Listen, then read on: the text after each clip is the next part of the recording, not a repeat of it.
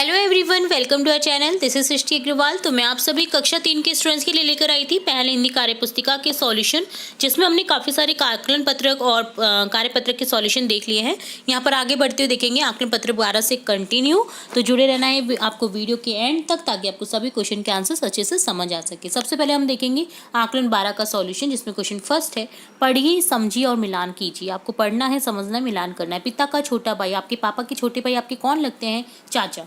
माता के पिता, आपकी मम्मा के पिता, आपकी मम्मा के पापा कौन लगते हैं? आपके नाना।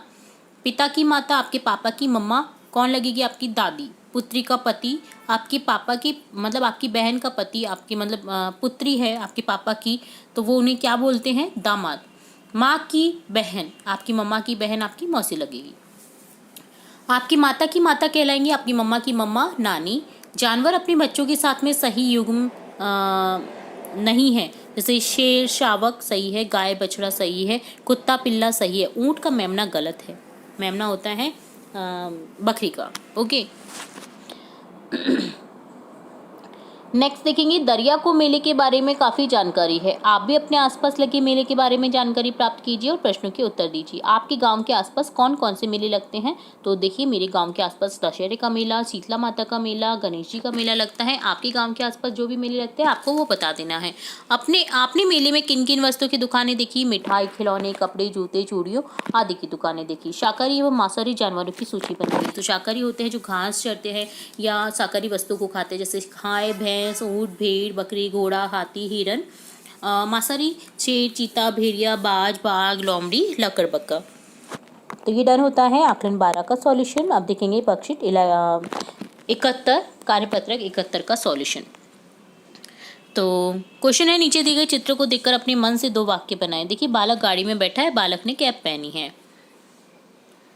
नीचे दिए गए चित्र को अपने मन से 2 वाक्य बनाइए। यहाँ पर देखिए जानवरों की मीटिंग सी हो रही है ना, बहुत सारे जानवर आए हुए हैं। तो जंगल में जानवरों की मीटिंग चल रही है। सभी जानवर अपने आने वाले मेले की तैयारी के बारे में बातचीत कर रहे हैं। तो ये डन होता है वर्कशीट 71 कार्यपत्रक 71 का सॉल्यूशन। अब देखेंगे कार्यपत्रक 72, जिसमें है, नीचे दिए गए चित्र को देख करके 4-5 वाक्य लिखिए। यहाँ पर एक बलून बेचने वाले अंकल हैं, जिससे एक बच्चा बलून ले रहा है। तो ये गुब्बारे बेचने वाले काका हैं, ये रोजाना गुब्बारे बेचने आते हैं। इनके पास में रंग बिरंगे गुब्बारे हैं। बच्चों को गुब्बारे बहुत प्रिय होते हैं। मुन्ना गुब्बारा लेकर खुश है। अगला है, नीचे दी गई कहानी को आगे बढ़ाइए। चीनू और रचना अच्छे दोस्त थे। वे हमेशा एक दूसरे की मदद करते थे। एक दूसरे की मदद करना अच्छी बात होती है। एक दिन जब चीनू स्कूल नहीं आया तो रचना उससे मिलने उसके घर गई। उसने देखा कि चीनू को तेज बुखार है। वह बुखार में लगभग बेसुध सा पड़ा है। उसकी माँ को वह जाने नहीं दे रहा, इसलिए उसकी माँ का घर का काम भी नहीं कर पा रही है। रचना ने कहा, मैं चीनू के पास बैठती हूँ, आप काम कर लीजिए। तो ये डन होता है वर्कशीट 72 कार्यपत्रक 72 का सॉल्यूशन। अब देखेंगे कार्यपत्रक 73, जिसमें है एक कविता, जिसे ध्यान से पढ़ना है, प्रश्नों के उत्तर देने हैं।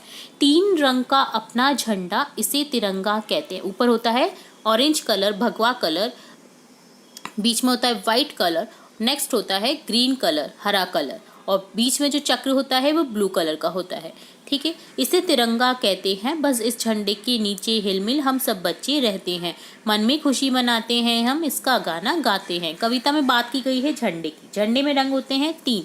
हमारे झंडे का क्या नाम है? तिरंगा। आपके स्कूल में झंडा कब कब फहराते हैं? 15 अगस्त और 26 जनवरी को। ऊपर दिए गए झंडे में रंग भरिए। तो आपको कलर भरना है बहुत ही अच्छे से। ऑरेंज कलर, ब्लू कलर और ग्रीन कलर भर दीजिए। स्टिक को ब्राउन कलर से कर दीजिए। तो इस तरह से डन हो जाएगा। और यहाँ पर आप स्लेटी कलर का ये पैडा बना सकते हैं, जिस पर झंडे को फहराया गया है। ठीक है, तो ये डन होता है आपका कार्यपत्रक 73 का सॉल्यूशन। अब देखेंगे कार्यपत्रक 74, जिसमें गद्यांश है, जिसे पढ़ेंगे, प्रश्नों के उत्तर देंगे। मनुष्य अपने रहने के लिए घर बनाता है। हम कहीं ना कहीं रहते हैं, हमारे घर होते हैं। घर कई प्रकार के होते हैं। शहरों में अधिकतर घर पक्के होते हैं। गाँवों में कच्चे बुच्चे पक्के या घास फूस के भी होते हैं। झोपड़ियाँ भी होती हैं। घास फूस के घरों को झोपड़ी बोलते हैं, है ना। गांवों में पालतू पशुओं की रहने की जगह को क्या बोलते हैं? बाड़ा, जिसके चारों तरफ आड़ लगी रहती है और उसमें जानवर रहते हैं। मनुष्य अपने रहने के लिए घर बनाता है। ठीक है, तो ऑप्शन 3 करेक्ट हो जाएगा। पशु के रहने के स्थान को कहते हैं बाड़ा। शहरों में घर कैसे होते हैं? शहरों में घर पक्के होते हैं। गाँवों में घर कैसे होते हैं? कच्चे पक्के व घास फूस के घर। कहीं कच्चे भी होते हैं, कहीं पक्के भी होते हैं, सभी तरह के घर होते हैं गांव में। घर बनाने के लिए क्या क्या सामग्री चाहिए? पानी, सीमेंट, बजरी, चूना, घास, लकड़ी, लोहा, मिट्टी इत्यादि। घर बनाने में सबसे पहले कौन सा हिस्सा बनाते हैं? नींव, निचला हिस्सा। नींव अगर अच्छी होगी, पक्की होगी तो घर आगे तक बहुत अच्छा सा बन जाएगा। आपका घर कैसा बना है? लिखिए। हमारा घर पक्का बना हुआ है। जिन लोगों के घर नहीं होते वे कैसे रहते हैं? वे सड़क पर बनी फुटपाथ पर या रेन बसेरों में रहते हैं। तो ये होता है कार्यपत्रक 74 का सॉल्यूशन डन। अब देखेंगे कार्यपत्रक 75, जिसमें है गद्यांश, जिसे पढ़ेंगे और प्रश्नों के उत्तर देंगे। अरुणा के गांव में एक जानवर आया, उसे किसी ने पहली नहीं देखा था, मतलब पहली बार देख रहे थे उस जानवर को। उससे देखकर चिड़िया चहचहाने लगी, कुत्ते भौंकने लगे, लेकिन किसी को उसका नाम मालूम नहीं था। शोर सुनकर अरुणा की माँ जो है वो बाहर आई। अरुणा ने माँ से उसका नाम पूछा। माँ ने उसका नाम ऊदबिलाव बताया। ऊदबिलाव आपने देखा है?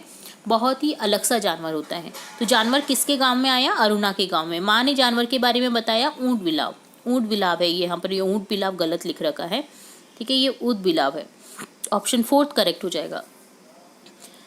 तो यहाँ पर नेक्स्ट क्वेश्चन है, चिड़िया क्यों चेंचाने लगी? ऊंट बिलाव को देखकर। शोर सुनकर बाहर कौन आया? अरुणा की माँ बाहर आई। उन दो जानवरों के नाम लिखिए जिनको आपने बहुत कम बार देखा है, नेवला और दरियाई घोड़ा। अपनी पसंद की जानवर का चित्र बनाइए। आपको कोई भी जानवर का चित्र बना देना है यहाँ पर, जैसे आप हाथी भी बना सकते हैं, है ना। तो आपको जो भी जानवर आपको पता हो तो वो आप बना सकते हैं, ठीक है।